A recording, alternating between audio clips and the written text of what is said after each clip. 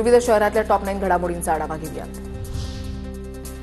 येत्या 2 वर्षांमध्ये जतला दुष्काळी तालुका म्हणायचं धाडस कोणी करणार नाही, सांगलीमधल्या दहीहंडीच्या कार्यक्रमात पडळकरांचं वक्तव्य।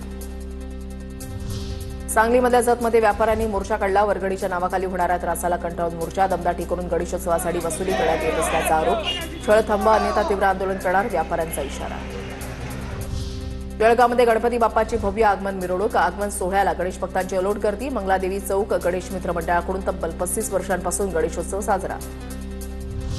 नागपुरात मारबत उत्सवाच्या पार्श्वभूमीवर पोलिसांचा बंदोबस्त, उत्सवाला गालबोट लागू नये म्हणून 4000 अधिकारी आणि कर्मचारी तैनात।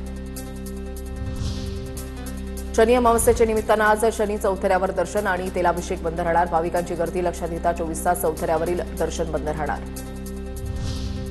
विदर्भामध्ये आज तान्हा पोळा साजरा होणार, नागपूरच्या बाजारामध्ये 8 फूट उंच आणि 5 फूट लांबीचा 4,71,000चा लाकडी बैल विक्रीसाठी दाखल, बैलाला पाहण्यासाठी मोठी गर्दी।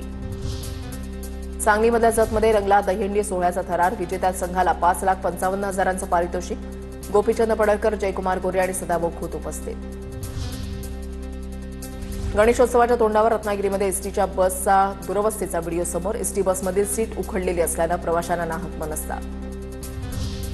अहिल्यानगर जिल्ह्यामधल्या सर्वात मोठे मुळा धरण 100% भरलं, मुळा धरणातून 1,500 क्युसेकनं पाणी सोडलं। मुळा धरणामधून नदीपात्रामध्ये टप्प्याटप्प्यानं विसर्ग वाढवण्यात येणार, नदीकाठच्या गावांना सतर्कतेचा इशारा।